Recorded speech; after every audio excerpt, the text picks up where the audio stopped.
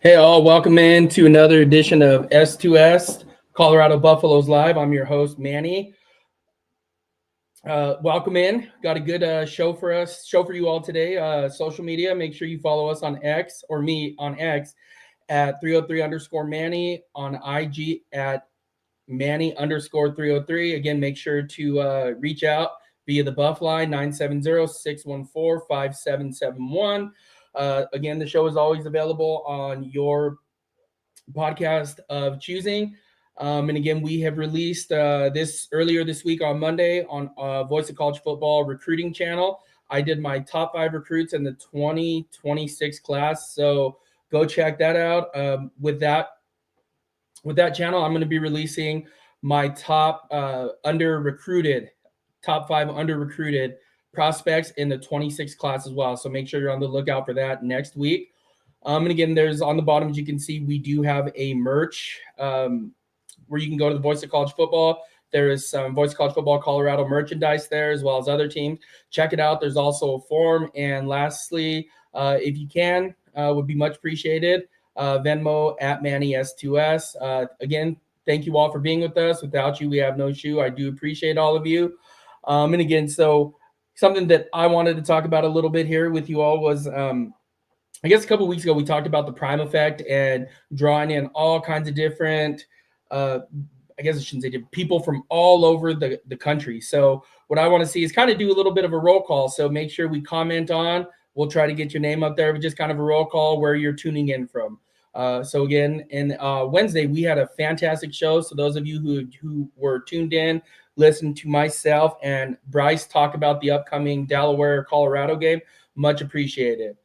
So today we are going to be talking about, we have the Ralphie report, recruiting update, and keys to the game, and what we should call probably the rest of the season. That week 1 loss, again, we're past it, but it was one that was a little frustrating, and we wait all off season for one game, right? And they dropped that game, a game they should have had. So we'll talk about that, what that looks like for the rest of the season. Oh, check this out. We got our first one. Let's see if we can get him up there. Chad Bolton. Chad, yeah, regular view. Tuning in from West Texas. Curious what part of West Texas you're joining us from. So if you comment there, Chad, that'd be fantastic. So let's jump into the Ralphie report. So Julian Lewis, he signed another NIL deal with Starbucks. He dropped a video for that on his IG. Check that out. Not necessarily, I haven't seen any reports of what the amount was, but again, he has a deal with Starbucks. So fantastic news for him. A couple of the other deals he has reportedly signed a deal with Jim Weed last month and has equity within the company. The last reported deal, another deal that he has reported is with Leaf Trading Cards, and that is apparently a 6-figure deal. And the last one to report on that he has signed an NIL deal with is men's jewelry brand Jackson. So make sure, just really cool stuff to see Julian signing in and now a national brand with Starbucks. So make sure you guys check that out, support our Buffs. And again, I know the Buff Box from Taco Bell, he has his own cup, as well as Jordan Seaton and Quentin Gibson. So again, really cool stuff that's happening there in Boulder, getting big NIL deals.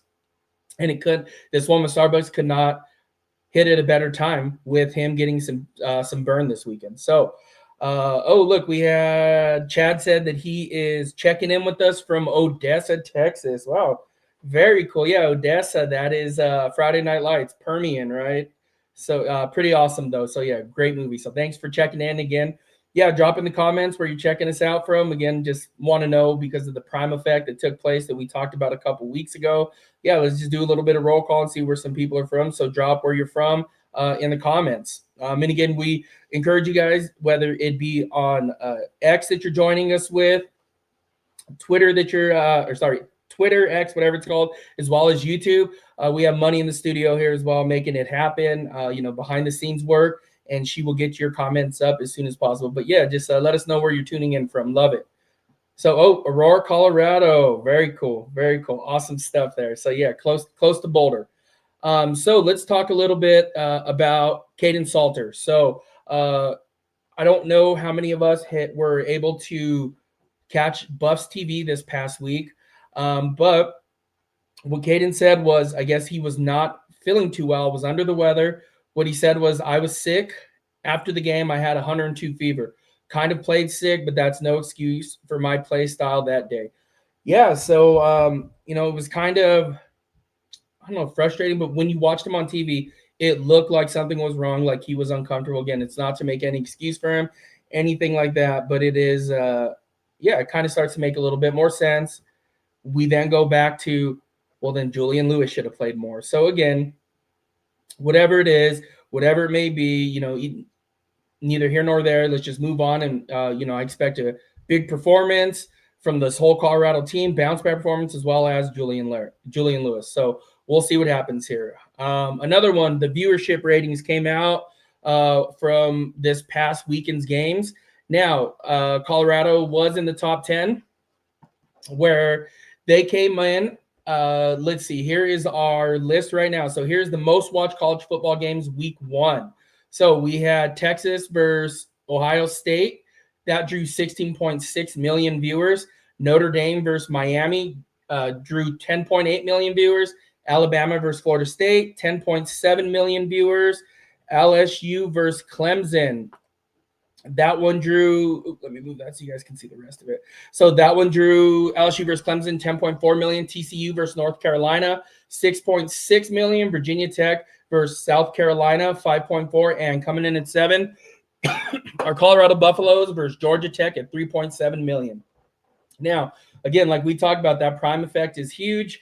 Whatever it is that they're doing, any team that comes in here, like we were talking with Bryce Leslie earlier in the week about Delaware, about some of the players on the Delaware team. It just, right now, prime Colorado Buffaloes, it draws right now. There's always a crowd. Again, I expect us every single week for the most part to be in the top 10 of viewership, and unless, the team tanks the season, which is not going to happen. I don't see happening, I should say. But it is a big draw. So those players that are coming in, right, are Gavin Mole, KT Say, those individuals that are really good players. They're going to get some national exposure this weekend. And we'll see. We'll see. We'll see if Delaware's ready for it, right? I know Folsom's going to be rocking again tomorrow. So, side note, make sure you catch us for the pregame show before kickoff. We will be in the, I really need to get the name of that parking lot that we're in, but it'll be right next to the event center, right there on campus. So come check us out, say what's up, talk with us a little bit. Would absolutely love that. So, we dived into that. We looked at the ratings. Again, the prime effect is huge. We are just going to continue seeing this. And again, as this team gets better and better and better, it's going to continue to draw. So just something to keep our eyes on. Now, what I want to dive into is our recruiting updates. So the Buffs have a huge weekend planned. And the reason I say that is now we have some scheduled visits. So we have 4 this weekend that we know about. So Christian Ward, right, wide receiver that we talked about, Marietta, Georgia via IMG. I'm going to skip Alexander Ward for right now, but let's, Maxwell Lovett, wide receiver, Inglewood, Colorado, 3-star. So he is a local high school. He goes to Cherry Creek High School. I know those that are that watch the show frequently are aware of how I talk about Cherry Creek High School. But he's going to be visiting right now. He's committed to Kansas State. He is 6 foot, 185 pounds, and again, a 3-star recruit out of Cherry Creek High School in the Denver area. So again, and then next, his buddy's coming, Braylon Hodge. So he's a linebacker, Inglewood, Colorado, 3-star, 6'3", 212 pounds. And again, this is a Cherry Creek High School. He goes to Cherry Creek High School as well. And he is currently committed to Michigan State. So with these 2 individuals coming, teammates, and then again, we look at the top right, Marietta, Georgia, both in via IMG Academy. So Alexander Ward, this is one that I really want to talk about. So he is 4-star recruit. He is currently committed to Alabama, 6'1", 174 pounds, 8th rated athlete in Florida and 22nd in Florida. And again, you watch some of that football in Florida. These are That is a whole different league of football, right? Texas, Florida, Georgia, and California. Those are the ones you really, really want to pay attention to. He's ranked 213th nationally, ninth nationally, and 24th nationally in the country. So I know a couple weeks ago somebody asked about, a question came up about what if we will see another player play both ways, right? This dude plays wide receiver and DB. Kind of sounds a little bit familiar, right? So we'll see. But in 2024, Ward posted in 7 games that he played, caught 9 passes for 152 yards, 2 TDs on offense, recorded 18 tackles, 2 TFLs, 1 sack, 1 pass breakup, and 2 interceptions, including 1 pick six. This kid can play. And again, whatever it is that took place at Florida State this past weekend, that was with Alabama playing Florida State, was not a good look for Alabama. These commits are probably, I would say, not. Maybe it kind of scared them away a little bit this weekend. That program under DeBoer, under Kalen DeBoer, is kind of, his seat is hot as can be right now. Is, we kind of talked about, I think it was on Wednesday show, but that seat is burning hot. We'll see what takes place moving forward. But again, this is one that the Buffs can get, and in my opinion, should get. They should go after him pretty hard. And again, you see the 2 teammates on there, right? Marietta, Georgia, both from IMG. So again, to lock those 2 up would be fantastic. And then again, to lock up our the local kids here, Lovett and Hodge from Cherry Creek High School would be huge. So what I want to do too is real quick, I talk about Cherry Creek High School, the football team, quite a bit. Now, just to kind of give our viewers that are outside of this Colorado region a little bit of who they are. So their first week of the season, they beat a local team, Regis Jesuit, 45-10. Was not, again, this is expected, but they played a team. They went to play Cardinal Mooney. They are out of Sarasota, Florida. So Cherry Creek High School from the, it's Denver, Colorado. They traveled to Sarasota, Florida. And shout out to my niece, Desi, Sarasota. If you're watching it, shout out, Des. We look at this, and they went there and beat them 24-21 in Florida. So again, that's not an easy travel. Those of us that are not used to Florida, it is humid, and that's not an easy environment to go and win in. Especially who they played. And again, we talked about Florida. Florida is one of the best states at football. So pretty awesome that they were able to. Now tonight they are in Omaha, Nebraska.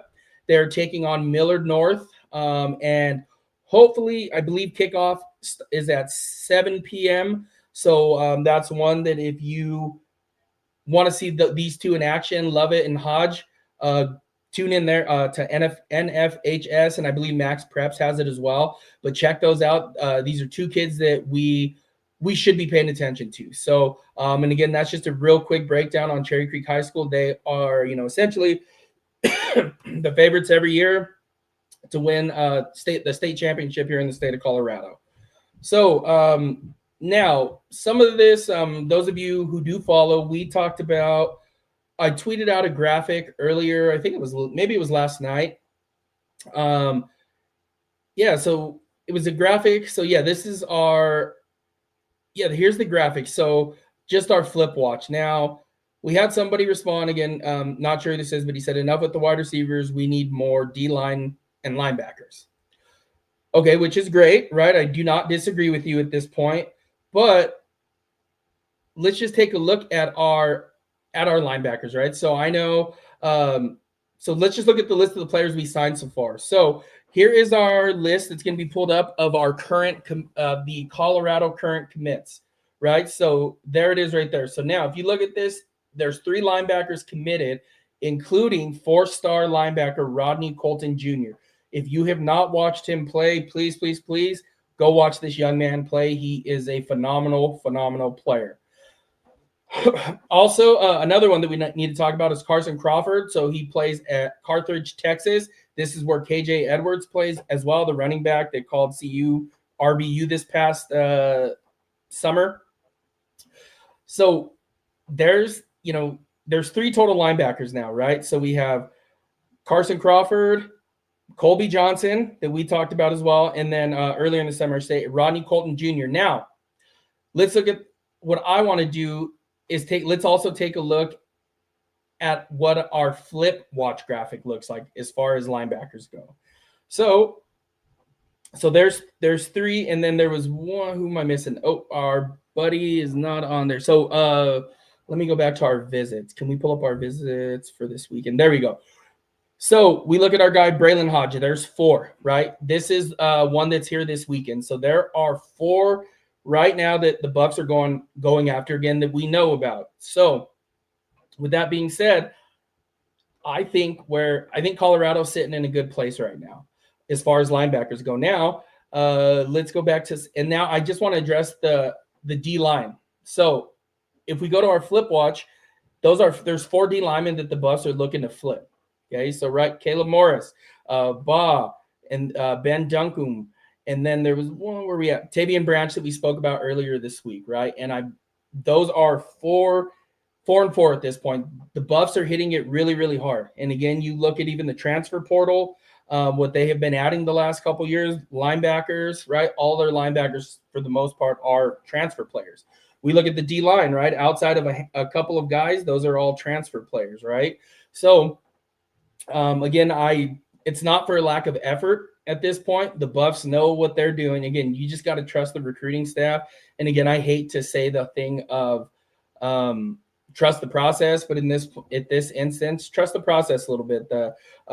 Coach Phillips, Coach Box, Coach Prime, all of them have done a fantastic job so far. So let's just see where we're at. Relax a little bit on this recruiting. It is second home game of the season.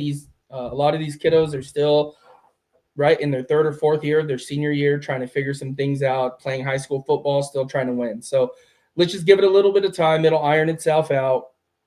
But yeah, no reason to jump ahead of ourselves and get real, what's the right word, fired up, upset. So let's just see how this thing unfolds. But again, this weekend is a really big weekend planned for the Buffs. The ones that we do know about visiting, Colorado can hit a home run this weekend. Hopefully we get a couple of commits, Monday and Tuesday that flip, or heck, even Sunday. That'd be fantastic. The one, again, that I'm really looking at is Alexander Ward. Again, not that the others aren't special. I do know that you should keep your homegrown, your home talent in the state of Colorado. But the one I'm excited for is Alexander Ward. So I do believe they have a legitimate chance at getting him to flip over to Colorado. And again, that's just based off of his position he plays, right, with Dion, and then what happened to Alabama this past weekend. And I would not be shocked to see here in the next couple weeks or so if this trend continues for Alabama. So just something to keep our eyes on. Now, what I want to do is let's jump into our keys to the game this weekend. So, yeah, it's been a long week.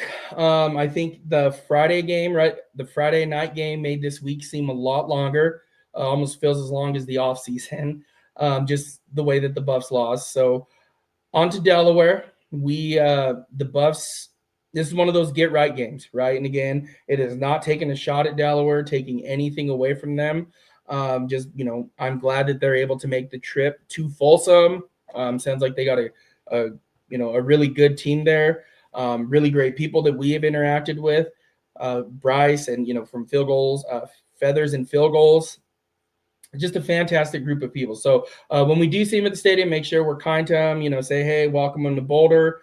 But again, really excited to be hosting them, real excited they're coming in. Now, first key to the game that I have is we need to let Caden be Caden. If he's going to play, you need to put him in a comfortable place, right? So that element that we thought we had with Caden going into last week did not show up. For whatever reason it may be, right? Dion and Coach Shermer all had to answer, even Caden had to answer for it this past week. Let's see what they drew up over this past week. Again, they need to design some QB runs, RPOs, read options. So essentially, and I know I said this earlier in the week too, still plays from Georgia Tech. That offense looked fantastic, the way that they were moving. moving and grooving out there, right? A lot of misdirection, jet sweeps, jet motions. They were running whips out of the backfield with the running backs, wide receivers. So I think Colorado needs to get a lot more. They need to get a little bit more creative with Caden Salter, a lot more creative with Caden Salter, I should say. So we'll see what they do with Caden. We'll see. And again, he should look good this weekend, not sick. And again, just kind of curious as to what Pat Shurmur draws up for this weekend's game plan as far as Caden Salter goes. Now, the next thing, this is one that we probably say every time that they play a running quarterback, they have to stop the running QB. It's going to keep costing them until this can happen, right? We had Jalen Daniels last season at the end of the season, right, when they went to Arrowhead to play the Jayhawks, ran all over them. It was the same thing, basically, is what Haynes King did, right? Just running, not wrapping up, missing tackles, not filling holes. This can't happen again. And this weekend, I know that Bryce talked about Minicucci this weekend, and he is sounds like he's a running quarterback. Again, it is a backup quarterback, but it sounds like he can move and get outside the pocket, create some plays. They need to use this as a tune-up for themselves. This is a good opportunity to experiment a little bit. I know Brant Key earlier, was it yesterday? He said something like Colorado kept switching up their plays, their defense. And again, not sure how true that is.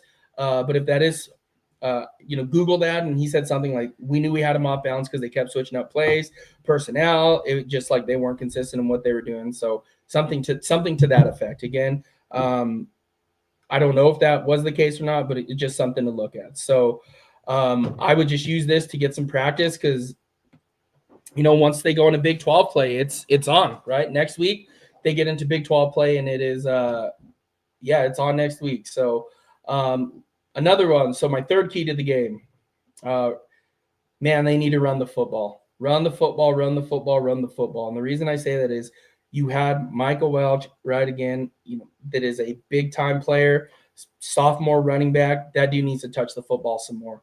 And again, I know we want both things, right? Get the passing game going, get the running game going. But again, this Buffalo's team this year is going to have to run the ball regardless if it's Julian Lewis back there or Caden Salter, whomever at this point. You have to run the football, right? And again, Julian Lewis is a true freshman. His best friend is going to be the running game. If that is, ends up at some point him taking over as the starter, he is going to need that help, that support from the rest of the from the running game. And then Caden Salter, right, draw some things up, keep the defense guessing, keep them on their heels. There was no reason not to run the football down Georgia Tech's throat. So, and this weekend, right, we talked about Delaware. They gave up over 200 rushing yards to Delaware State last week.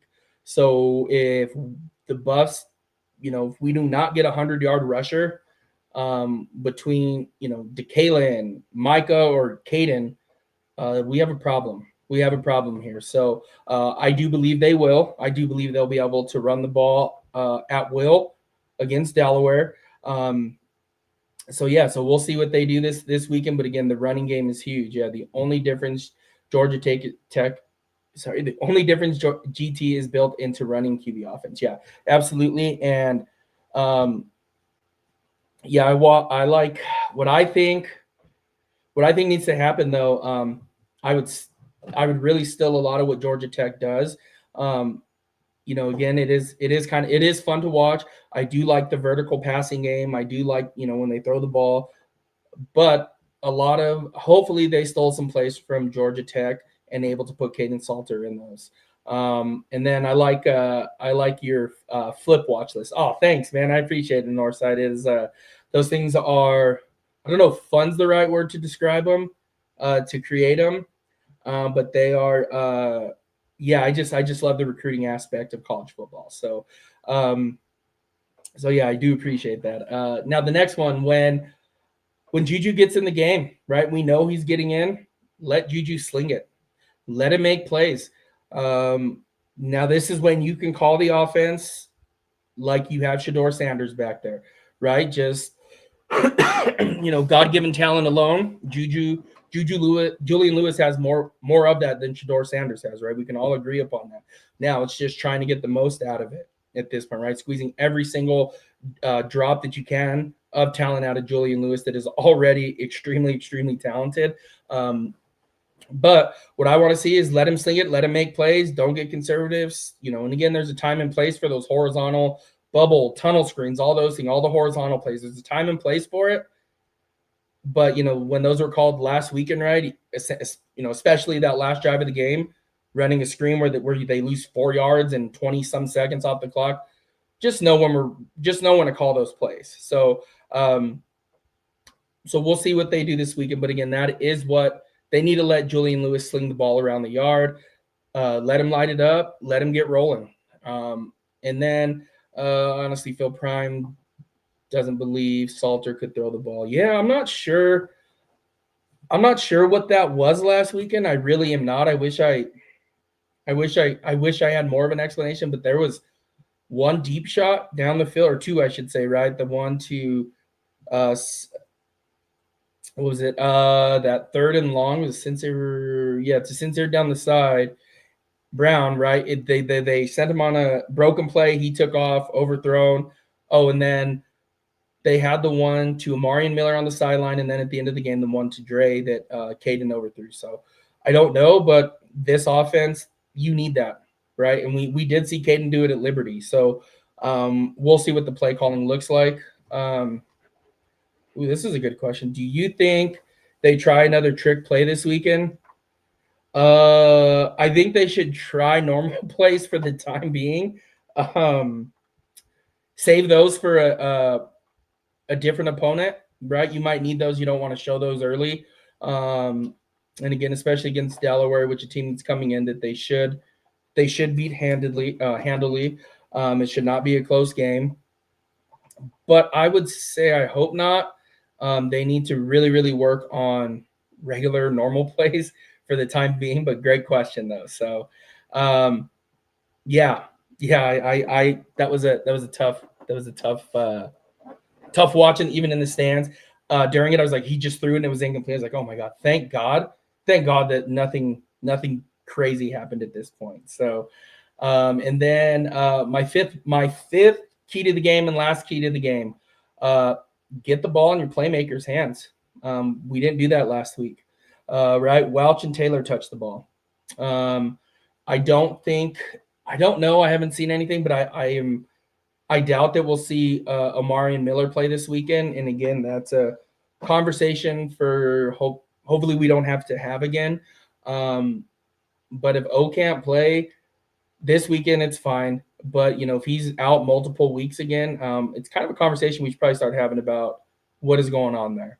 But, they need to get – Draylon needs to touch the ball more. Joseph Williams needs more targets. Joseph Williams came here, right, as a highly touted transfer player from Tulsa. They need to get it up, right? And even when he looks covered, he's not. And that goes for Sincere Brown as well. If Sincere Brown's in the right, they're down there by the goal line, throw that thing up and let those two go get it, especially Sincere Brown, right? 6'5", can jump out of the gym, or jump out of the stadium, I should say. This dude is just a crazy athlete. So throw it up, let him go get it.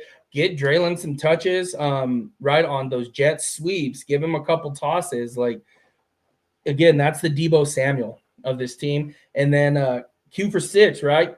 He needs to touch the ball, right? I know he got a couple of horizontal passes, but, man, send him on a streak. Get him involved. Draw plays up for these guys. Draw easy plays up. And then Hakeem Williams, right, 5-star transfer from Florida State. Get these guys the ball. Get the ball in space. Get it to them downfield. Again, enough with the horizontal stuff. We seen last weekend that didn't work. And again, I'll tell you this, it'll probably work against Delaware. Again, it's just because the Colorado is a lot more talented team. They have better athletes.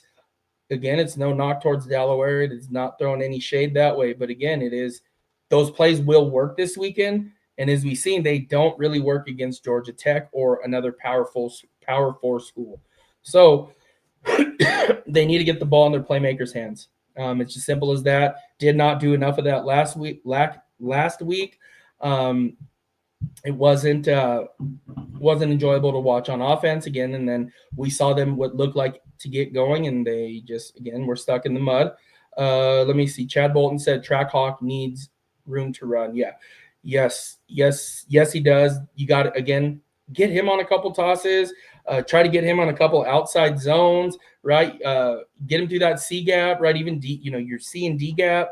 That is where he is going to do damage. I like running screens to him, but again, it doesn't need to be complicated though, and it doesn't need to be horizontal where you're asking your wide receivers to block. Again, they should give an effort, but they're not there to block. So, do with that what you will. So we'll see what the plan is this weekend. We'll see what the Buffs come out with. We'll see what they look like.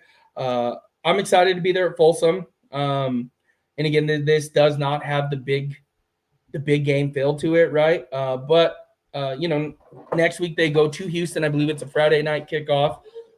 So we will check that game out next Friday, and then the following week Wyoming, and then BYU, which is a big one, right? Big 12. It's a big game within the Big 12. A lot of bigs there. So this is something that we need, that the Buffs need to get right. They have a couple games here. Again, they should beat Houston, should beat Wyoming, should beat obviously Delaware. They have 3 weeks now to get it together a little bit and figure out what works. So, and then Northside said, "Why see you have so many wide receivers visiting this game?" I mean, I think the rich get richer at that point at wide receiver. Again, like every single one of them will not sign. But again, they're doing their work. They're doing what they think is best for the team. And again, they know what this team needs. Speaking of wide receivers, one that I do want to see though play is Cam Michaels. So again, I do not know what's going on with him. I think someone said last week he was hurt going into the game. I'm not sure, but that dude can absolutely fly. Would absolutely love to see him play. Yeah, I have a lot of high hopes for Cam Michaels. So we'll see what happens there. But I'm more excited for Alexander Ward this weekend. That is the big draw of the weekend, big recruit that's in the house this weekend. So make sure, again, we're loud. Show them what visiting Colorado, right? Folsom's all about. If you're going to the game, just really let them know that we see them, and, that they can fill us as well. So more O-line, D-line. Yeah, and there's, what did I have? Four D linemen that the Buffs are looking to flip. If you missed it, Northside, Ben Duncombe, Caleb Morris, Tavian Branch, and Baugh. Those are the 4 they're looking to flip. And then your O-linemen. So they do have a good chunk of offensive linemen that have signed. No 4 or 5 stars at this point, but what is it? Bangula, Xavier Payne. Let me see if I can pull up the committed list real quick. So here's the commitment list. Just Josiah Manu. You have where's our other lineman? Xavier Payne there at the bottom, Bangula, and we're missing one. There's 3.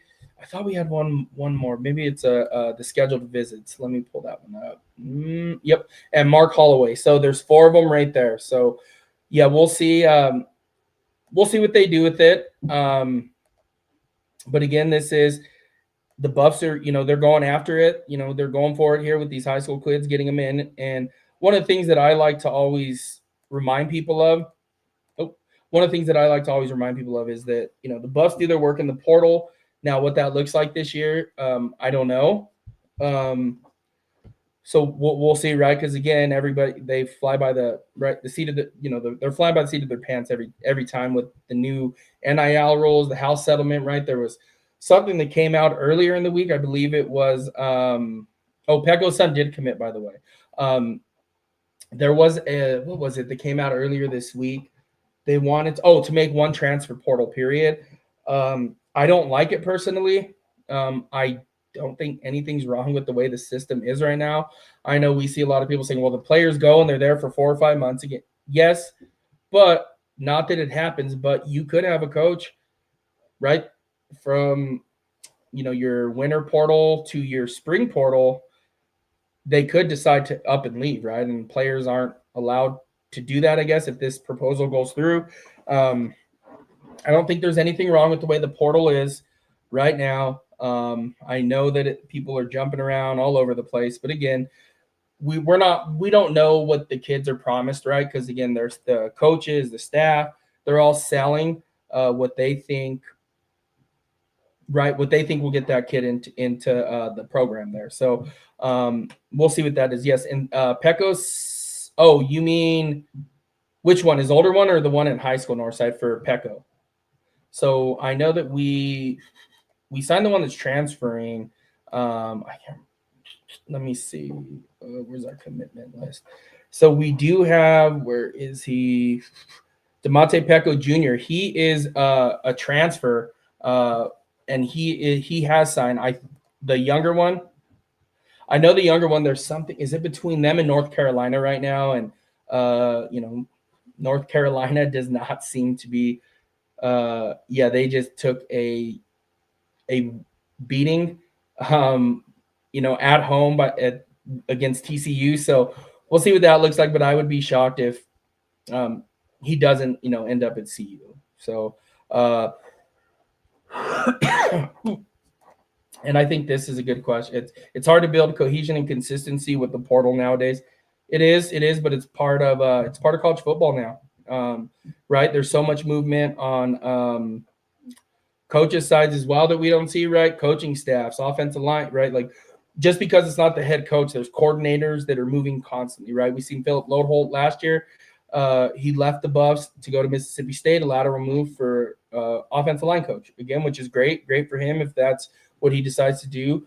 But again, I don't mind the way the portal is. Now, maybe there needs to be a little bit of restrictions, like you can only transfer 4 total times. But again, that's still not fair kind of thing. But 3-4 times, I would say, you probably want to cap it at 4 or 5.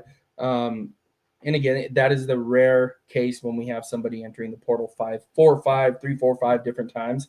But sometimes, you never know. Even sometimes family emergencies take place where they need to be closer to home, but still want to play football and go to school. So I think that thing's kind of hard to juggle right now. Hopefully at some point they get a grasp on this whole this NIL era. And again, it's, I think I agree with Dukes. He said we're about 6, 7, 8, 9, 10 years away, I believe he said. And I'm with him there. We're nowhere close to figuring out this the NIL era of college football and recruiting and the portal and all of that. So, but tomorrow, again, we're gonna cut this a little short. We have a long day tomorrow. We're heading to Boulder. We're up early in the morning to load up to get to Boulder. We have our pregame show that we're going to be doing again next to the. We'll be in the parking lot next to the event center. I will tweet out what the actual. I will tweet out exactly what the parking lot we're in. But yeah, so please be on the lookout for that. Also, I need to get the name of it, but we'll get it pulled up here. It's really about to get harder for transfer portal players. Not certain you want to play. Yeah, it really is. And then I think one of the things where a lot of them were, I don't want to call it duped, but they entered the portal, right, via agent or whomever it was that was giving them advice.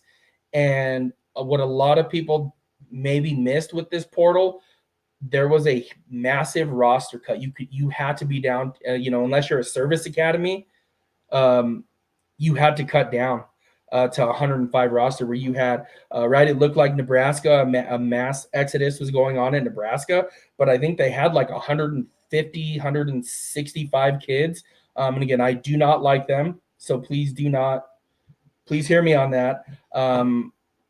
But when those things happen, I can't remember the number. I think it's around 2,000, 3,000 kids that were D1 athletes that now had to go play D2 or D3 even. So it is, and again, it trickles down to D2, right? The P4 trickles to G5. G5 will then trickle down to your D2 to D3 at that point. So a lot of kids lost scholarship and opportunities here. And again, you got to be careful with who you're getting your advice from. And you, again, if this is something you and your family want to do to these young kids out there, make sure that you understand the significance of what it is that you were what you were doing when this kind of advice comes to you.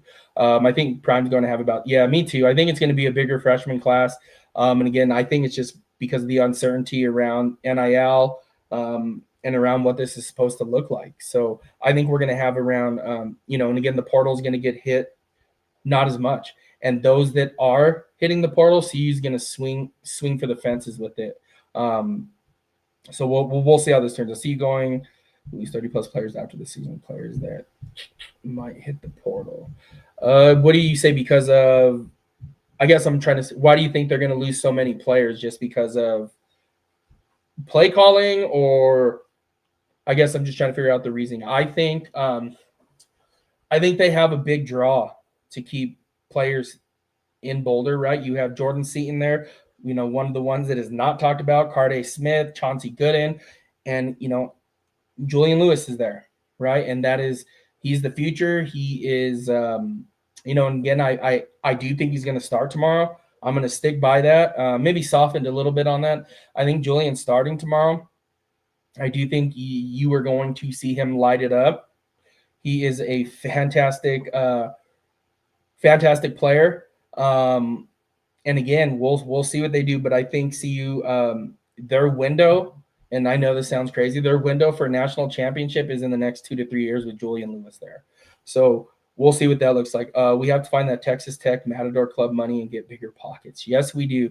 So CU alum that has deep pockets. Yep, calling all of you. If you could make some donations to the university, to the football team. But yeah, so let me see. We have 34 seniors leaving this year. The players that are going to hit the portal. Yeah, I mean, even last year, there was a massive amount of seniors as well. Again, it looks that way on the surface because of the way that Dion, Phillips, Box, they attack the portal. But again, you're going to see less and less of that like we're seeing this year. So we'll see what happens. I do think the Buffs still are in the hunt at the end of the year here for the Big 12 title. And again, that changes everything. They still have everything to play for. And again, it starts tomorrow. I think I kind of changed my prediction. I'm going to go 45-17 tomorrow, Buffs. So we'll see. That'd be cool to watch. Blowouts are fun. You know what? They're very fun. I'm not even going to try to sugarcoat that. Those are fun. So, So let's see. Ready for tomorrow. Again, catch us in the parking lot tomorrow next to the event center. We'll tweet that out here in a bit. We'll also shout it out when we get there. Also, we have the pregame. So we are, I want to say, be on the lookout about noon tomorrow for the pregame show to air live. Then we do a pregame after as well. Just tons of fun there. And again, if you see us there at Folsom, come by, say what's up. I have my boys with me, wife's with me. Just come tell us what's up. We'll probably be playing some football, tailgating a little bit before we head in. Oh, sweet. Northside's from Jacksonville. Okay. So, Travis, I would hope you're going to see Travis Hunter play soon, this season, because that's an exciting one for sure. And then let me see. I think that's our schedule for tomorrow. I think that's it for the show tonight. Buff Nation, we do appreciate you all tuning in. Contact Buffline if you have any questions, at 970-614-5771, 5771. Follow me on X at Manny_303, IG 303_Manny. Questions, comments are always welcome via whether it's on the video, whether it be on the Buffline, Twitter, any of the socials. Again, we'll catch you guys tomorrow.